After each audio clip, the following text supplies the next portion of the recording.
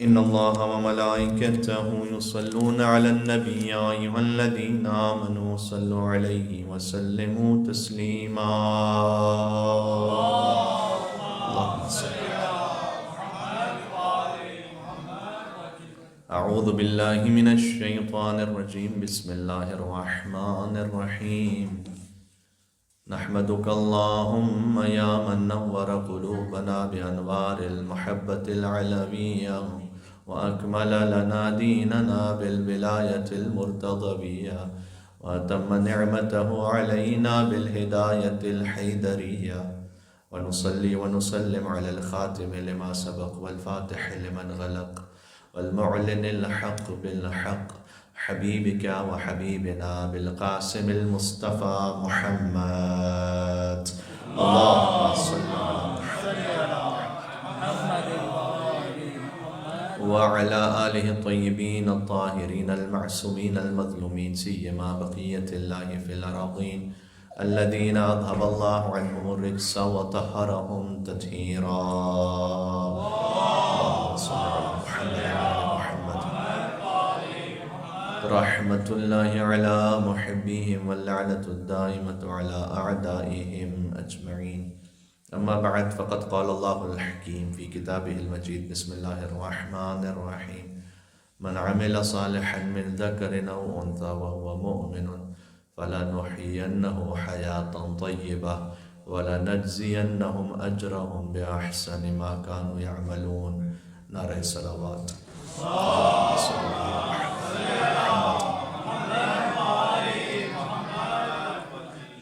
مجلس خواہر امام رضا مثال حضرت زینب کبریٰ مریم آل عبا بی بی معصومہ قم سلام اللہ علیہا ہے.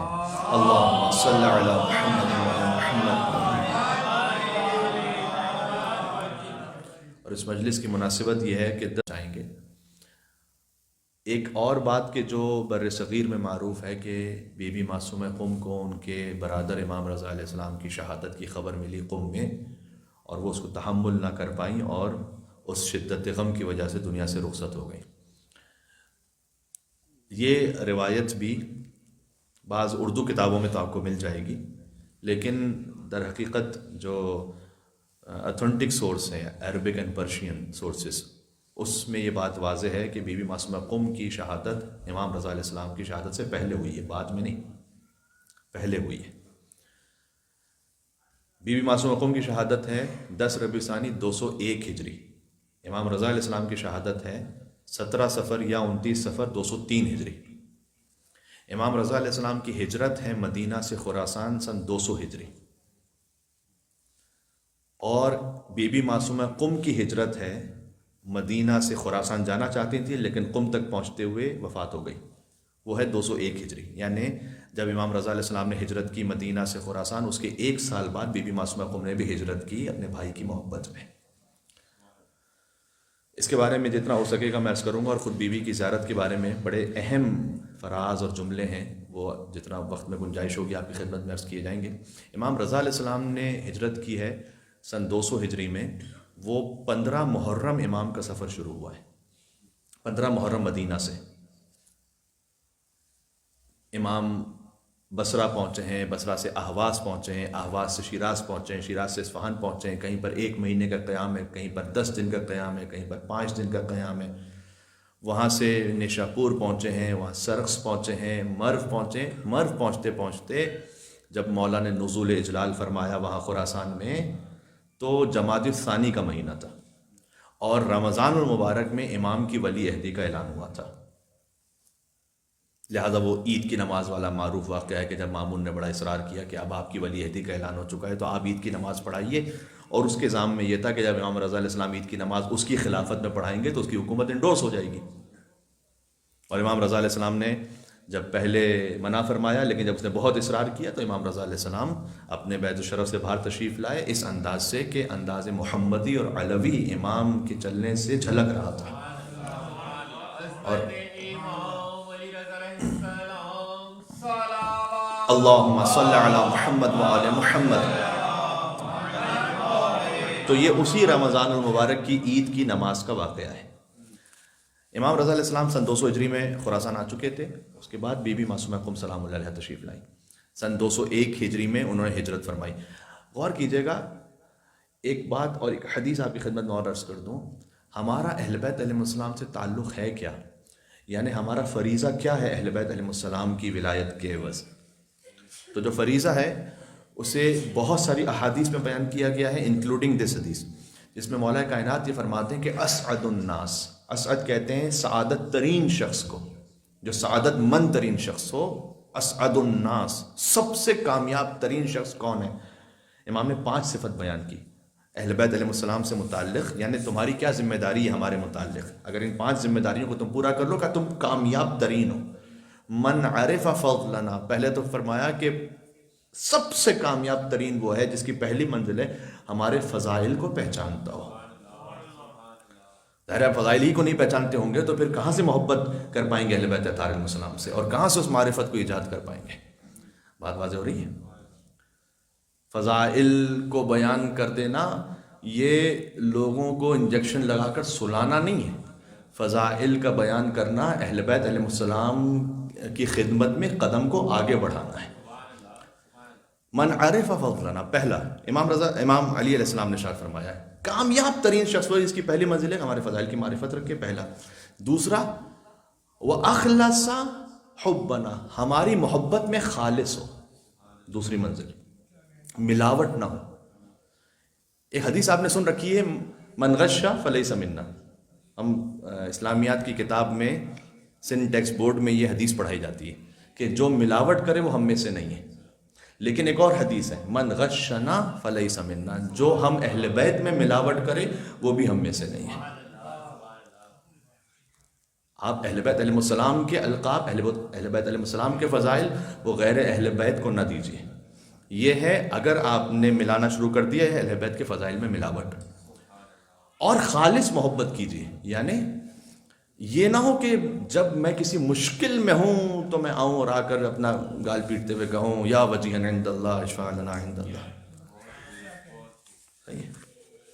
وہ جمکران کا جو واقعہ معروف ہے کہ ایک شخص امام سے، بہرحال اس کی قربت تھی تو امام سے جب ملاقات ہوئی اس کی تو اس نے امام سے کہا کہ مولا یہ اتنے ہزاروں چاہنے والے آپ کے آئے ہوئے ہیں تو آپ کیوں نہیں ظہور فرماتے؟ امام ساتھ ساتھ چلتے رہے کہ ٹھیک ہے ہر ایک سے تم پوچھو کہ تم کیوں آئے ہو یہاں پر. تو کسی نے کہا کہ میرا بیٹا مریض ہے اس لیے آئے ہو امام سے دعا کرنے، کسی نے کہا کہ میری نوکری نہیں ہے، کسی نے کہا کہ میری شادی ہونے والی، کسی نے یہ کہا، کسی نے وہ کہا. امام نے کہا یہاں سب اپنے لیے آئے، میرے لیے کون آیا ہے یہاں پر؟ تو وَأَخْلَصَ حُبَّنَا، جو محبت میں ہماری خالص ہونا. اس کا مطلب یہ نہیں ہے کہ آپ امام سے طلب نہیں کریں گے، امام سے آپ توسل نہیں کریں گے، لیکن یہ مطلب نہیں کہ آپ کو فقط اپنی دنیاوی حاجت ہی کے لیے امام یاد آئیں گے، باقی اور امام سے تعلق ہی نہیں آپ کا. تو دوسری منزل یہ ہوئی. مولا کائنات نے کیا فرمایا؟ کامیاب ترین شخص وہ ہے کہ جو پہلے ہمارے فضائل کی معرفت حاصل کرے، دوسرا یہ کہ ہماری محبت میں مخلص ہو، وَتَقَرَّبَنَا إِلَى اللَّهِ، اور ہماری قربت اختیار کرے اللہ تک پہنچنے کے لیے، یعنی ہمیں وسیلہ قرار دے. اس کے بعد چوتھی صفت یہ بیان کی، کیونکہ آج مستقل یہ موضوع نہیں ہے ورنہ اس پر بھی، اس حدیث پر کم از کم آدھا گھنٹہ بات ہو سکتی ہے. چوتھی صفت امام نے بیان کی کہ جو ہم معروف جو تمہیں بتلائیں اس معروف پر عمل کرے اور جو منکر بتلائیں اس سے اپنے آپ کو بچا لیں. یہ کامیاب ترین شخص ہے. آپ سعادت مند ہونا چاہتے ہیں انشاءاللہ بتفضل محمد اور آل محمد، ایک مل کے صلوات بھیجے گا محمد اور آل محمد پر. اللہم صلی علی محمد و علی محمد. اچھا اب امام کی جو منزل ہے نا وہاں تک تو کسی کی رسائی ہی نہیں ہے. لا نظیر لہ، امام رضا علیہ السلام نے فرمایا جیسے خدا کی کوئی نظیر نہیں ہے نا خالق ہوتے ہوئے، امام علیہ السلام کی بھی کوئی نظیر نہیں ہے مخلوق ہوتے ہوئے. امام کی کوئی نظیر نہیں، امام کی کوئی اگزامپل نہیں دے سکتے آپ کہ امام رضا کی اگزامپل کیا ہے یا امام جعفر صادق علیہ السلام کی اگزامپل کیا ہے. امام کی کوئی اگزامپل نہیں ہے، امام کی مثال خود امام ہی ہے.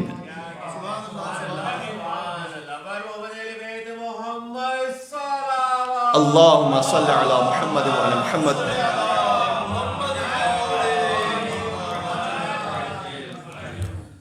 تو امام کی تو اگزامپل نہیں ہے. اب امام زادے جو ہیں، بی بی معصومہ قم سلام اللہ علیہ پر بات کرنا چاہ رہا ہوں، تو امام زادگان جو ہیں کیا ان کی کوئی مثال ہے؟ دیکھیں امام زادگان ان کے درجات میں فرق ہے، سب ایک طرح کے نہیں ہیں. ائمہ علیہ السلام تو کلنا نور واحد ہے، اولنا محمد، اوسطنا محمد، آخرنا محمد، کلنا محمد. لیکن امام زادگان کے درجات ان میں فرق ہے. اور بعض امام زادگان ایسے ہیں کہ جن کی زیارت خود امام علیہ السلام نے تعلیم فرمائی ہے، یعنی خود حجت خدا سے زیارت تعلیم ہوئی ہے کہ جب تم ہمارے فلاں فرزند کے روضے پہ جاؤ یا ان کی قبر پہ جاؤ تو یہ زیارت پڑھو. یہ فقط 3 امام زادگان ہیں، آپ کو پتہ ہے. ایک حسین کے علمدار ابو الفضل عباس، پھر ہم شکل پیغمبر حضرت علی اکبر، اور بی بی معصومہ قم سلام اللہ علیہ. اللہم صلی علی محمد وعلی آل محمد.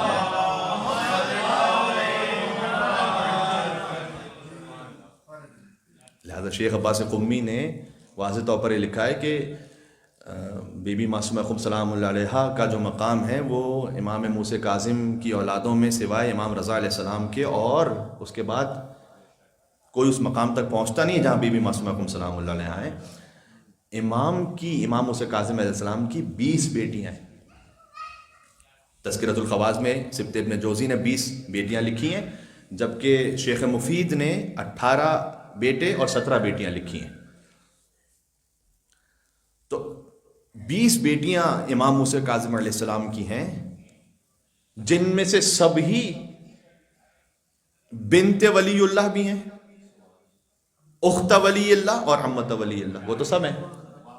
ولی اللہ کی بیٹی ہیں، ولی اللہ کی بہن ہے، ولی اللہ کی پھوپھی ہیں، جو بی بی معصومہ قم کی زیارت کے الفاظ ہیں. السلام علیک یا بنت ولی اللہ، السلام علیک یا اخت ولی اللہ، السلام علیک یا عمت ولی اللہ. لیکن فقط رشتے کے اعتبار سے دیکھیے تو 20 بیٹیوں کا وہی رشتہ ہے. ان میں سے 4 کے نام فاطمہ ہیں. فاطمہ کبریٰ بی بی معصومہ قم ہے، فاطمہ صغریٰ، فاطمہ اخریٰ، فاطمہ وسطیٰ. یہ 4 بیٹیاں ہیں. بی بی معصومہ قم فاطمہ ان کا نام ہے، اور مزید 3 بیٹیوں کا نام فاطمہ ہے.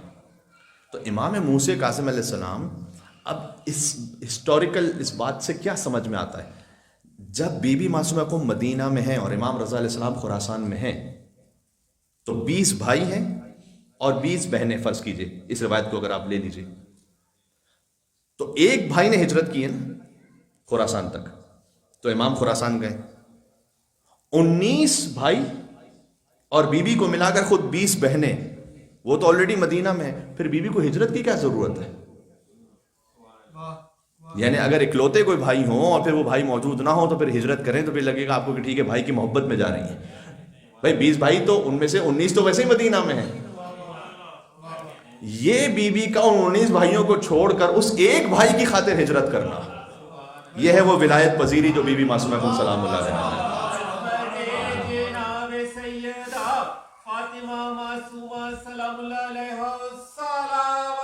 اللہم صلی علی محمد و علی محمد.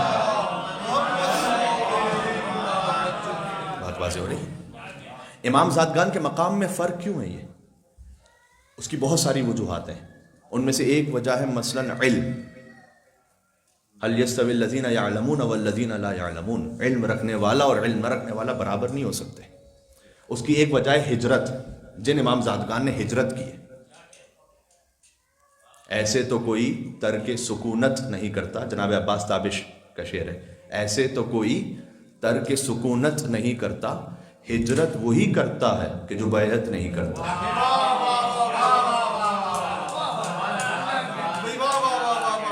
ہجرت یا علی. تو جو ہجرت ہے قرآن کریم میں ہے کہ والذین آمنوا وہاجروا، وہ لوگ کہ جنہوں نے ایمان لے کر آئے اور جنہوں نے ہجرت کی، ان کا خاص مقام ہے. اور ہجرت کی ہے اور اپنے آپ اپنا مال اور اپنا نفس وہ اللہ کی راہ میں انہوں نے فی سبیل اللہ قربان کیا ہے. ان کا ہے اعظم درجۃ عند اللہ، وہ ان کا درجہ اللہ کے نزدیک زیادہ بڑا ہے اور عظیم ہے. تو ہجرت خود ایک وجہ ہے. ہجرت کی بھی کئی اقسام ہیں. اب میں تفصیل میں تو نہیں جاتا لیکن 2-3 پوائنٹس آپ کو سناتا ہوں. ہجرت کی 3 قسمیں. ایک ہے ہجرت اعتقادی، غلط عقیدے سے صحیح عقیدے پر ہجرت کرنا. ہجرت فقط مکانی نہیں ہے. ہجرت اعتقادی، غلط عقیدے سے صحیح عقیدے پر ہجرت کرنا. بات واضح ہو رہی ہے؟ مثال کے طور پر سید حمیری، نام آپ نے سنا ہے شاید، معروف شاعر، امام جعفر صادق علیہ السلام کے زمانے کے. تو یہ امام کو امام نہیں مانتے تھے، پہلے محبت کرتے تھے امام سے. محمد حنفیہ کو امام مانتے تھے، کیسانیہ مذہب پر تھے، جبکہ محمد حنفیہ نے اپنی امامت کا دعویٰ نہیں کیا تھا، اس کی پھر الگ ہسٹوریکل بحث ہے. لیکن بہرحال امام جعفر صادق علیہ السلام کی خدمت میں جب پہنچے تو امام سے محبت بھی کرتے تھے، اشعار بھی کہتے تھے. امام نے کہا کہ تمہاری نجات نہیں ہوگی، تو صحیح عقیدے پر آؤ تو نجات ہوگی. اور پھر امام جعفر صادق علیہ السلام کے کہنے پر، ان کے حکم پر یہ صحیح ولایت پر آئے. تو سید ہمیر نے ہجرت کی، ہجرت اعتقادی ہے. خود ابو جہل کا بیٹا وہ حضور کی زندگی کے آخری ایام میں آیا تھا حضور کے پاس، اور اس نے آ کے کہا تھا کہ میں اپنے باپ کے دین کو چھوڑ کر آپ کے دین پر آنا چاہتا ہوں. بہرحال ظاہر کم از کم یہی تھا. تو ایسے ہیں تاریخ میں لوگ جنہوں نے ہجرت اعتقادی کی ہے، اور بہت واضح مثال خود حضرت حر علیہ السلام کی مثال ہے کہ ان کی بھی ہجرت ہے. حر نے ہجرت کی ہے لشکر یزید سے حسین کی طرف، یزیدیت سے حسینیت کی طرف حر نے ہجرت کی ہے. تو جب حر علیہ السلام آئے ہیں، حالانکہ حر کوئی امام زادے تو نہیں ہے، آیت اللہ سید محسن الحکیم آیت اللہ بروجردی کے بعد تقریباً یہ اونلی مرجع تھے شیعہ ورلڈ کے. آپ مولا علی کے حرم سے باہر نکلیے تو شارع رسول پر ایک مسجد ہے جہاں آیت اللہ محسن الحکیم کی قبر ہے. آیت اللہ محسن الحکیم جاتے ہیں حر کے حرم میں، ادب سے کھڑے ہوتے ہیں، اور حر علیہ السلام کو مخاطب کرتے ہوئے کہتے ہیں کہ اے حر، آپ سید نہیں ہیں، میں سید ہوں. تو سید کا مقام تعظیم کے اعتبار سے زیادہ ہے کہ نہیں ہے؟ آپ ایک فوجی تھے، جبکہ آیت اللہ محسن الحکیم ایک عالم تھے اور ایک مرجع تقلید تھے. دنیاوی اعتبار سے معیار سے دیکھیں تو ایک فوجی سے زیادہ ایک عالم کا معیار قرار دیا گیا ہے. آپ جوان تھے اور میں بزرگ ہوں، بزرگ کا ایک مقام ہے.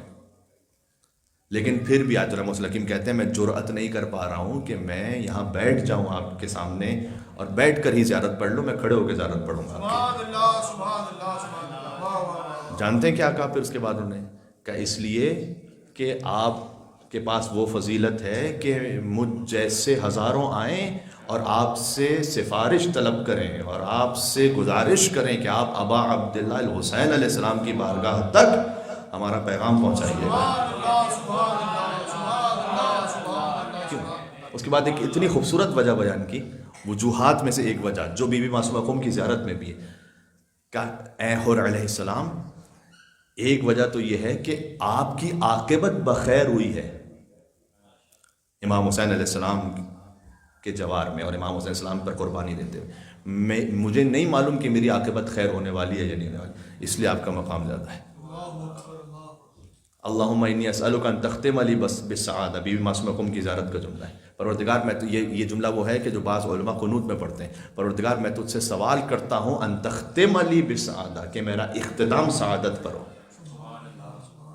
ہے تاریخ میں کچھ ایسے کہ جنہوں نے زندگی بہت عالمانہ اور عارفانہ بظاہر گزاری ہے، لیکن اینڈ شقاوت پر ہے. سورہ اعراف کی آیت نمبر 175 پڑھیے گا، بلم باور کے بارے میں. قرآن نے کہا ہے کہ بظاہر واحد شخص جسے قرآن نے کہا یہ کتے کی طرح ہے، مثلہ کمثل الکلب. قرآن پڑھ رہا ہوں. یہ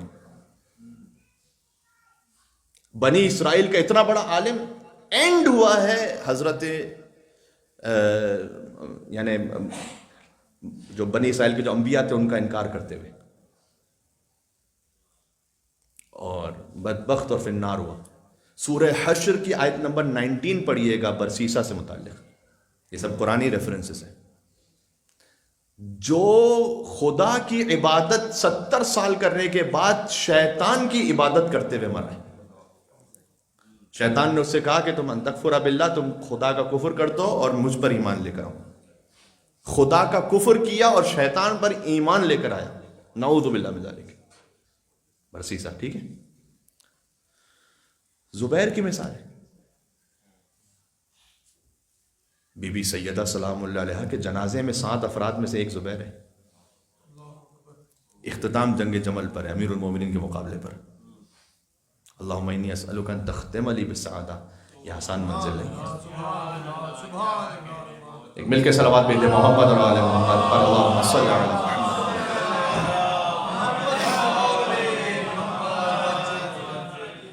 کیونکہ ایصال ثواب کی مجلس بھی ہے، لہٰذا میں نکات کو عرض کر رہا ہوں۔ اختتام سعادت کے ساتھ ہو، یہ کیسے ہو سکتا ہے؟ اس کی بھی ایک طولانی گفتگو ہے۔ مختصر یہ کہ ایک تو یہ دعا پڑھیں، احادیث میں آیا ہے، یا اللہ یا رحمان یا رحیم یا مقلب القلوب ثبت قلبی علی دینک، یہ دعا پڑھیں۔ صحیفہ سجادیہ کی دعا نمبر 11 پڑھیں اختتام بالخیر کے لیے۔ جمعے کو سورہ مومنون پڑھیں، حدیث سنا رہا ہوں یہ ساری۔ جمعے کو سورہ مومنون پڑھیں، حدیث میں آئے کہ جو جمعے کے دن سورہ مومنون کی تلاوت کرے اللہ اس کا اختتام خیر پہ کرے گا۔ کل جمعہ ہے، سورہ مومنون پڑھیں۔ حضور کی ازواج سے حضور کے اخلاق کے بارے میں پوچھا کہ حضور کے اخلاق کیسے تھے، کہ حضور کے اخلاق سورہ مومنون تھے۔ قد افلح المؤمنون الذین هم فی صلاتهم خاشعون الذین هم عن اللغو معرضون الذین هم للزکاة فاعلون، یہ حضور کے اخلاق تھے۔ سورہ مومنون۔ اللہم صلی علی محمد وآل محمد۔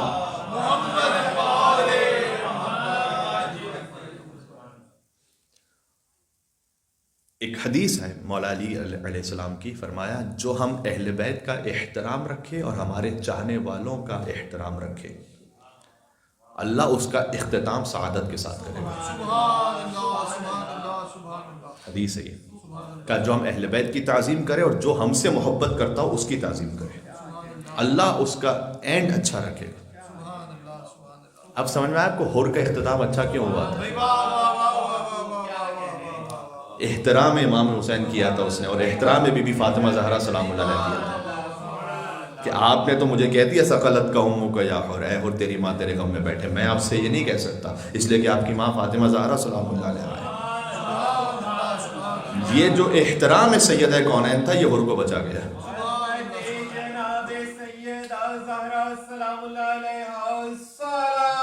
اللہم صلی علی محمد وآل محمد۔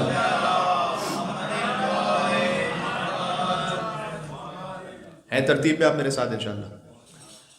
تو اللہم انی اسألک ان تختم لی بالسعادہ، پروردگار جو میرا اختتام ہے وہ سعادت کے ساتھ ہو۔ اور سعادت کیسے حاصل کریں اس کے لیے میں نے کچھ پوائنٹس آپ کے سامنے عرض کر دی۔ تو عرض یہ کرنے لگا تھا جہاں سے ہماری بات یہ ساری شروع ہوئی تھی کہ بی بی معصومہ خم سلام اللہ علیہ وہ امام زادگان میں سے سب کا وہ مقام نہیں ہے کہ جو بی بی معصومہ خم سلام اللہ علیہ کا ہے، یا تمام امام زادوں کا مقام ایک جیسا نہیں ہے۔ اس میں سے فرق کیوں ہے؟ ایک ہے فرق علم کی وجہ سے، الیستوی الذین یعلمون والذین لا یعلمون، دوسرا ہے ہجرت کی وجہ سے۔ ہجرت سے ساری بات شروع ہوئی تھی کہ ہجرت کی کئی قسمیں، اس میں سے ایک ہے ہجرت اعتقادی کہ آپ صحیح عقیدے کی طرف ہجرت کیجئے، ایک ہے ہجرت اخلاقی، حدیث میں آیا ہے کہ المہاجر من حجر سیئات، مولا کائنات نے کہا مہاجر وہ ہے، مہاجر کسے کہتے ہیں جو کسی چیز کو چھوڑ دے، کیونکہ شہر کو چھوڑتے ہیں اس لیے اس کو مہاجر کہتے ہیں۔ لٹرل اس کا لغوی ترجمہ اس کا ہے کسی شہر کو کسی شے کو چھوڑ دینا۔ المہاجر من حجر السیئات، مولا کائنات نے کہا اصل مہاجر وہ ہے کہ جو گناہوں کو ترک کر دے، وہ مہاجر ہے۔ یہ ہے ہجرت اخلاقی۔ اور ایک ہے پھر ہجرت جغرافیائی، آپ اللہ کے دین کی خاطر ایک شہر سے دوسرے شہر تک جائیے، جو اب عبداللہ الحسین علیہ السلام نے کی، جو امام رضا علیہ السلام نے کی۔ مولا کائنات نے، مولا سجاد نے جو خطبہ ارشاد فرمایا دربار شام میں، اس میں مولا کائنات کے فضائل بیان کرتے ہوئے کہا وَحَاجَرَ ہجرتین بَایَعَ بَیعتین، جس نے 2 بیعتیں کی اللہ کے لیے، جس نے 2 ہجرتیں کی اللہ سبحانہ و تعالیٰ کے لیے۔ امیر المومنین کی پہلی ہجرت تھی مکہ سے مدینہ، دوسری ہجرت تھی مدینہ سے کوفہ۔ ان ہجرتوں کا ذکر امام سجاد علیہ السلام نے دربار یزید میں خطبے میں کیا ہے۔ تو ہجرت کرنا اتنا زیادہ امپورٹنٹ ہے اگر اللہ کے لیے ہجرت ہو رہی ہے تو۔ بی بی معصومہ خم سلام اللہ علیہ نے ہجرت کی ہے حجت خدا کے لیے، اور جب بی بی نے ہجرت فرمائی ہے تو مقامات میں سے ایک مقام جو کسی کو حاصل ہوتا ہے وہ ہجرت کی وجہ سے، ایک مقام فضیلت اس کا تعلق ہوتا ہے محدث ہونے سے۔ محدث ہونا یعنی حدیث کو بیان کرنے والا ہونا۔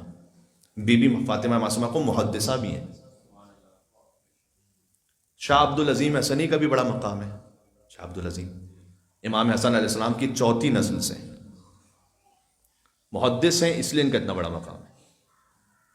102 حدیثیں شاہ عبد العظیم سے بیان ہوئی ہیں جس میں راوی وہ ہیں۔ امام دہم علیہ السلام نے فرمایا تھا کہ انت ولینا حقا، تم ہمارے برحق ولی ہو، شاہ عبد العظیم سے کہا تھا۔ اب دیکھیں چوتھی نسل سے ہیں لیکن اس کے باوجود بھی اتنا بڑا مقام ہے کہ ان کی زیارت امام حسین علیہ السلام کی زیارت کی طرح ہے، یہ بھی امام نے بیان فرمایا۔ محدث ہیں چونکہ، ان میں سے ایک خود امام رضا علیہ السلام سے انہوں نے حدیث بیان کی ہے کہ امام رضا علیہ السلام نے کہا کہ ہمارے شیعوں تک ہمارا سلام پہنچانا، اور پھر امام نے کچھ نصیحتیں فرمائی۔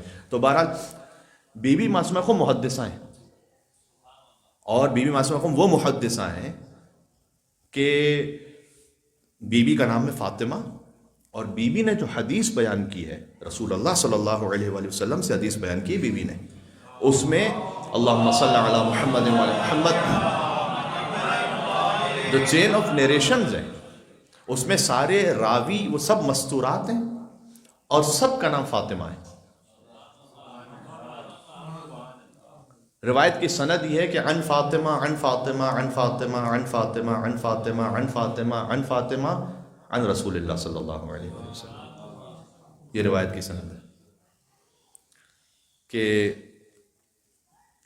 امام رضا علیہ السلام کی دختر ان کا نام بھی فاطمہ ہے، ان فاطمہ نے بیان کیا ان بی بی معصومہ کم فاطمہ سلام اللہ علیہ سے، کہ انہوں نے سنا فاطمہ، یہ فاطمہ بنت موسیٰ کاظم ہے، انہوں نے سنا فاطمہ بنت جعفر صادق سے، انہوں نے سنا فاطمہ بنت محمد باقر سے، انہوں نے سنا فاطمہ بنت امام زین العابدین سے، انہوں نے سنا فاطمہ بنت حسین سے، انہوں نے سنا فاطمہ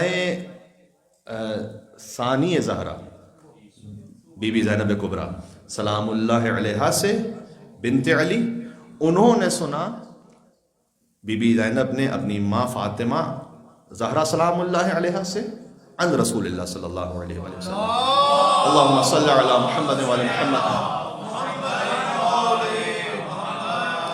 ایک گفتگو میں اس بات کو بیان کر چکا ہوں کہ آیت اللہ مرشی نجفی جو ہمارے زمانے کے عالم گزرے ہیں، انہوں نے بھی، اب سید مرشی نجفی ہیں، اپنے خاندان کی مستورات سے لے کر رسول اللہ صلی اللہ علیہ وآلہ وسلم تک روایت کو بیان کیا ہے عن فاطمہ عن فاطمہ عن فاطمہ عن فاطمہ۔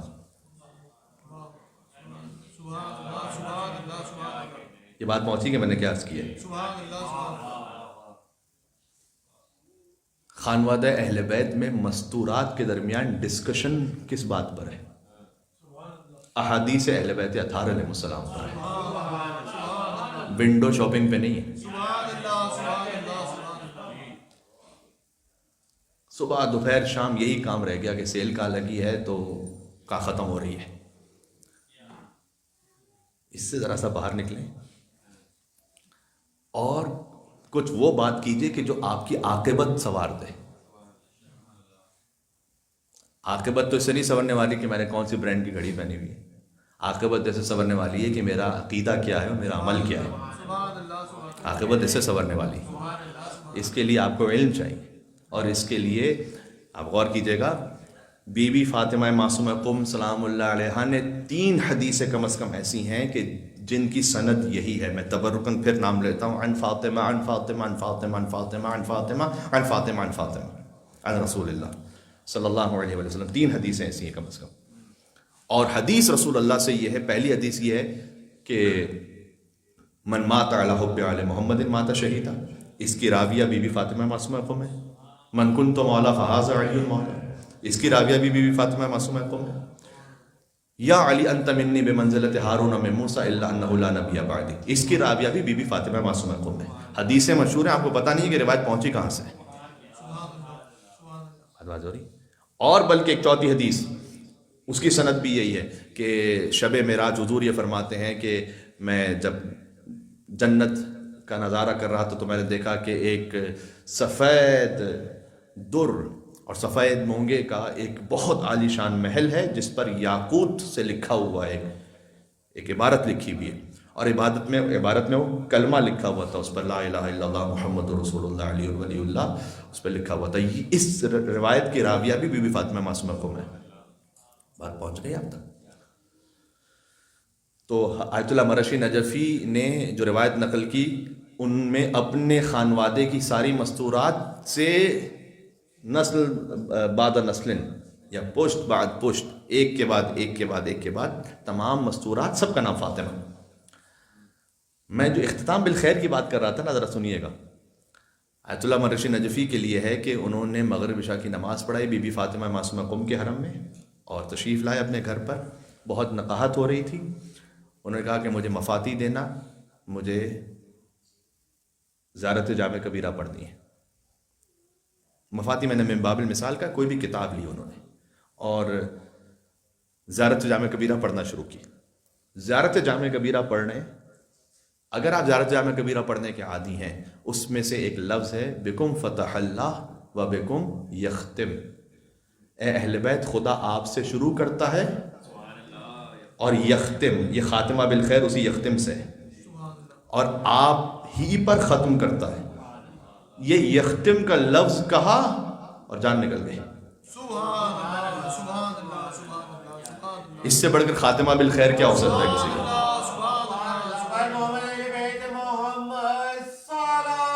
اللہم صلی علی محمد و علی محمد۔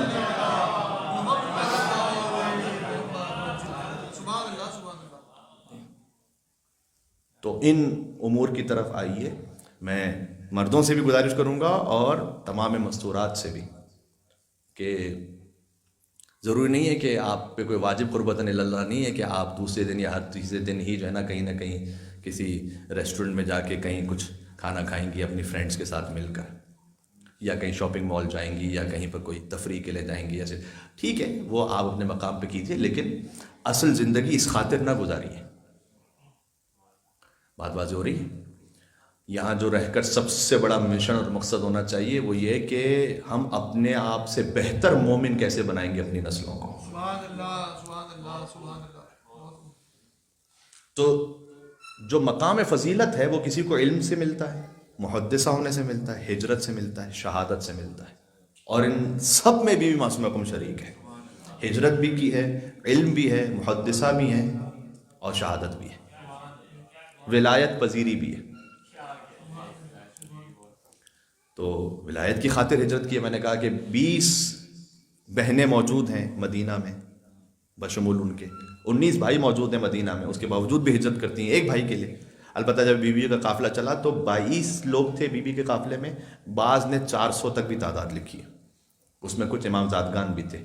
اور بی بی کا قافلہ چلتے ہوئے پہنچا مقام ساوا پر، جو 90 کلومیٹرز دور ہے قم سے۔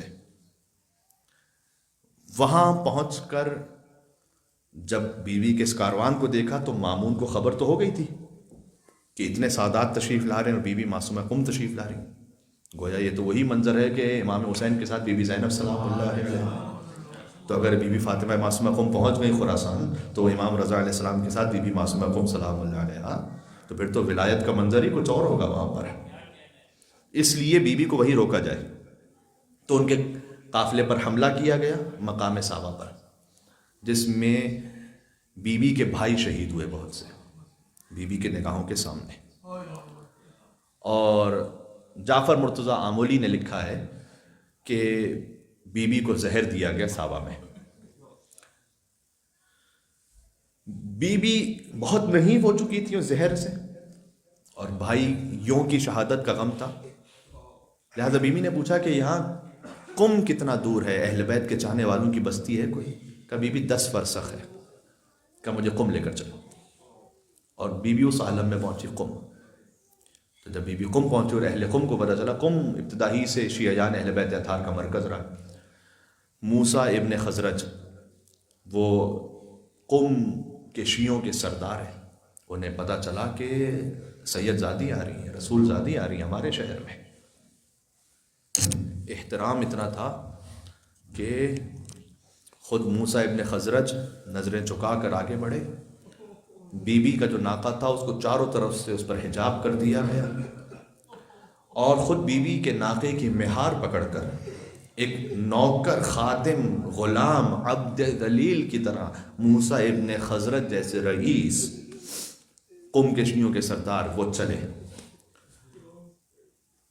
اللہ جانے کچھ لوگوں کی نیکیاں کیسی ہوتی ہیں، ان کے مال میں اللہ کیا تاثیر اور کیا برکت دے دیتا ہے. موسیٰ ابن خزرج کا گھر وہ بی بی کی قیام گاہ بنا 17 دن کے لیے، اور آج تک بی بی کا مقام عبادت وہاں موجود ہے. بیت النور کہا جاتا ہے آج تک اسے.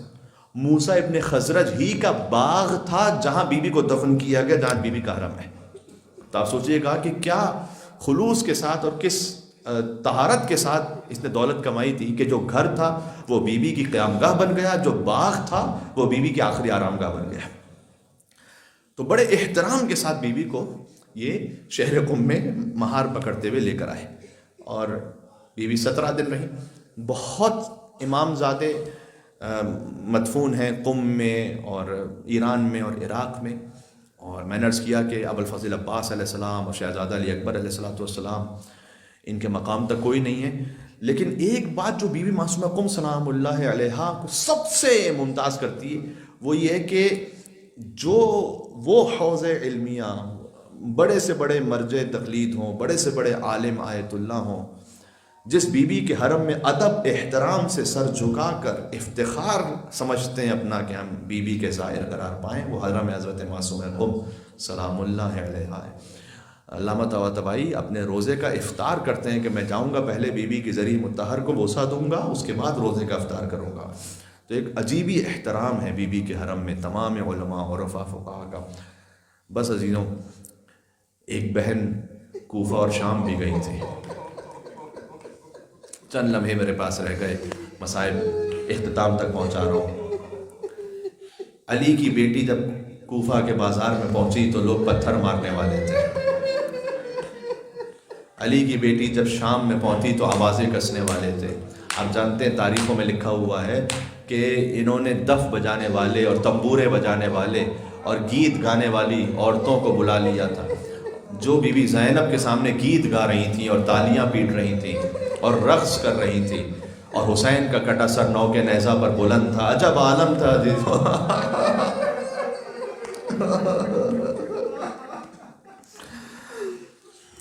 امام سجاد علیہ السلام سے روایت ہے، نعمان بن منظر سے کہا تھا کہ اے نعمان، شام میں مجھ پر کچھ ایسے مصائب آئے تھے کہ ہر مصیبت ایک طرف اور شام کے یہ مصائب ایک طرف. اور امام نے 7 مصیبتیں بیان کی، میں ساری آج نہیں پڑھ سکوں گا، لیکن اس میں سے ایک یہ بیان کی کہ میرے بابا کا کٹا سر میری پھوپھی زینب کے سامنے اس نیزے پر ایسے بلند کیا گیا کہ بی بی کی نگاہ حسین کے سر پر تھی، بی بی ام کلثوم کی نگاہ ابو الفضل عباس کے سر پر تھی، علی اکبر کا سر تھا، شہزادہ قاسم کا سر تھا. پھر امام نے ایک مصیبت وہ بیان کی کہ یہ ہمیں اے نعمان غلاموں اور کنیزوں کے بازاروں میں لے گئے، جہاں پر غلام اور کنیز خرید و فروخت کیے جاتے تھے. علی و فاطمہ کی بیٹیاں وہاں پر تھیں، لیکن اللہ سبحانہ و تعالیٰ نے وہ معجزہ دکھلایا کہ وہ کوئی جرأت نہ کر سکے. یہ امام کے الفاظ ہیں. اس کے بعد امام کہتے ہیں ہمیں وہاں لے گئے جہاں یہودیوں کی بستی تھی اور غیر مسلموں کی بستی تھی، اور وہاں جا کر اعلان کرتے تھے کہ یہ خوارج کے خاندان سے ہیں، اور یہ وہی علی کی بیٹیاں ہیں کہ جس علی نے تمہارے باپ داداؤں کو قتل کیا تھا. تو اب کوئی ہم پر گرم پانی پھینک رہا تھا، کوئی ہم پر مٹی پھینک رہا تھا. میں کہوں گا اے بی بی معصومہ قم سلام اللہ علیہا، آپ امام کی بہن ہیں، امام کی بیٹی ہیں، آپ کا احترام رکھا گیا تھا. موسیٰ ابن خزرج خود لے کر آئے، آپ اونٹی پر سوار تھی، اس پر ناقہ ایسے موجود تھا کہ چاروں طرف سے حجاب تھا ہماری تھی. لکھا ہوا ہے کہ کوئی بی بی معصومہ، کوئی مرد بی بی معصومہ قم کے قریب، ان کی سواری کے قریب نہیں جا سکتا تھا. میں کیا کروں، ایک بہن وہ تھی کہ جس کا سر کھلا ہوا تھا، روزے روشن تھا، اور سید زادی بی بی زینب سلام اللہ علیہا، روایت میں ملتا ہے کہ اپنی آستینوں سے بی بی نے اپنا چہرہ چھپایا ہوا تھا، اپنا چہرہ چھپایا ہوا تھا. ابھی 40 جب گزرا تھا تو ایک ویڈیو کلپ آیا تھا جس پر بہت زیادہ گریا. عراقی ایک تھے وہاں پر خدمت کرنے والی، موقف میں ہوتے ہیں نا قبیلے کے سردار بھی آتے ہیں وہاں خدمت کرنے کے لیے. تو وہاں پر ایک چھوٹی بچی عراقی جو انٹرویو لے رہی تھی، اس میں سے ایک قبیلے کی سردار کے پاس وہ پہنچی اور اس نے آ کر یہ کہا کہ آپ یہاں خدمت کر رہے ہیں.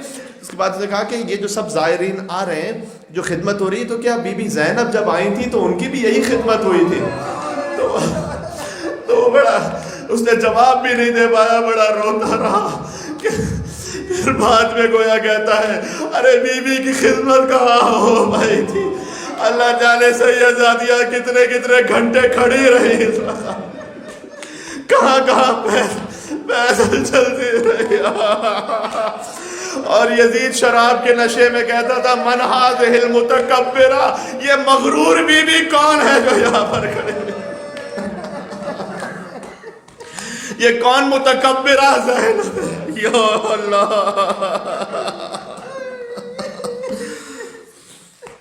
وَسَيَعْلَمُ الَّذِينَ ظَلَمُوا عَلَى مُحَمَّدٍ أَيَّا مُنْقَلَبٍ يَنْقَلِبُونَ. بی بی معصومہ قم کی زیارت بی بی فاطمہ زہرا کی زیارت کی طرح ہے، لہذا چلیں بی بی زہرا سلام اللہ علیہا کی خدمت میں.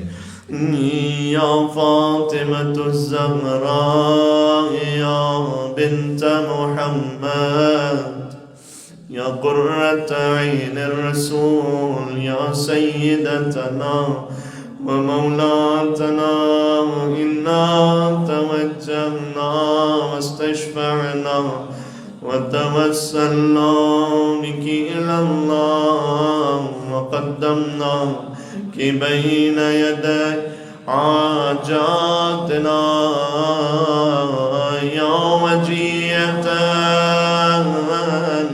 عند الله اشفعي لنا. عمران بھائی کے بدر ان لاس کی مجلس تھی، لہذا ان کے لیے بھی پڑھ دیں یا وجیہۃ عند اللہ اشفعی لنا عند اللہ.